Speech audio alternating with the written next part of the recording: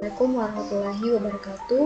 Saya Intan Fahira dengan akhiran NIM 079 akan mempresentasikan materi gizi dan infeksi penyakit menular untuk memenuhi tugas mata kuliah ekologi pangan dan gizi.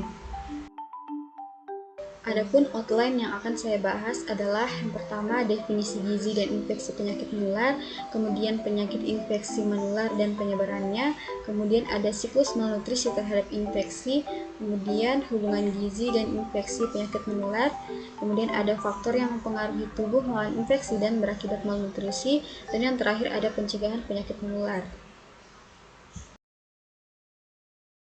Yang pertama, definisi gizi dan infeksi penyakit menular.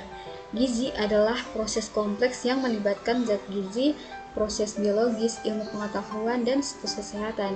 Nah, gizi yang baik sangat penting untuk menjaga kesehatan, pertumbuhan, dan perkembangan optimal manusia. Nah, gizi ini merupakan proses tubuh menggunakan makanan yang dikonsumsi untuk menghasilkan energi, membangun dan memelihara jaringan serta fungsi organ yang meliputi pencernaan, penyerapan, transportasi, penyimpanan, metabolisme, dan pengeluaran zat gizi. Penyakit menular adalah penyakit yang dapat berpindah dari satu individu ke individu lain, baik manusia maupun hewan. Nah, perpindahan ini dapat terjadi secara langsung maupun tidak langsung. Menurut WHO, penyakit menular adalah penyakit yang disebabkan oleh agen biologi seperti virus, bakteri, jamur, maupun parasit yang dapat ditularkan dari satu individu ke individu lain yang penularannya ini bisa melalui kontak langsung.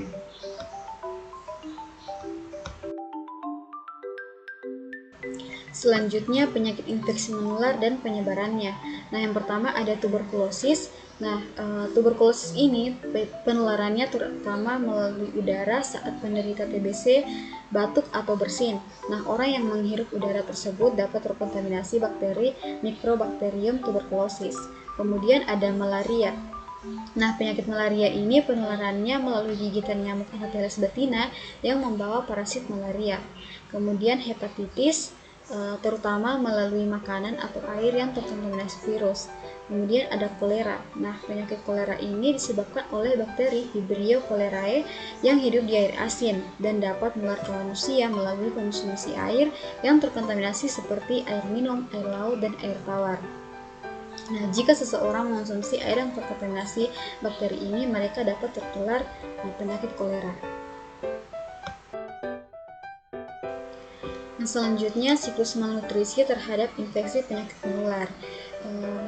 Nutrisi yang buruk dapat mengakibatkan penurunan berat badan, pengecilan otot, kelemahan, dan defisiensi nutrisi.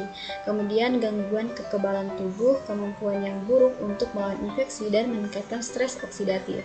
Kemudian meningkatkan kerentanan terhadap infeksi dan mempercepat perkembangan penyakit menular.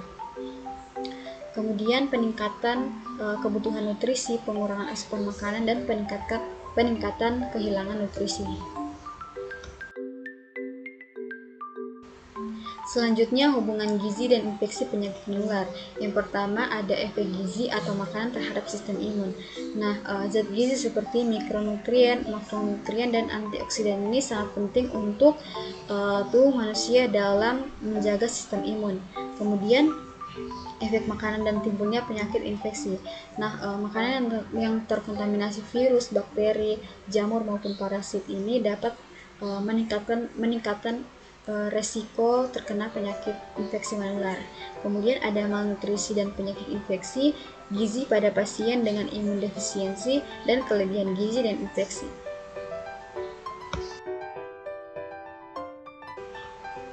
Nah, selanjutnya faktor yang mempengaruhi tubuh melawan infeksi dan berakibat malnutrisi.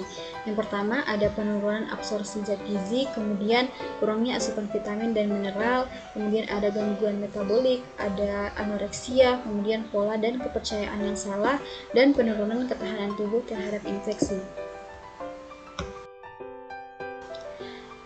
Yang terakhir ada pencegahan penyakit menular.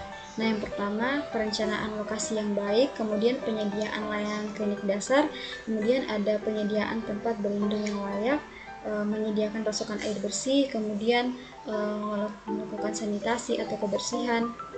kemudian vaksinasi massal terhadap penyakit tertentu, kemudian persediaan makanan teratur dan cukup, dan mengontrol vektor penyakit menular.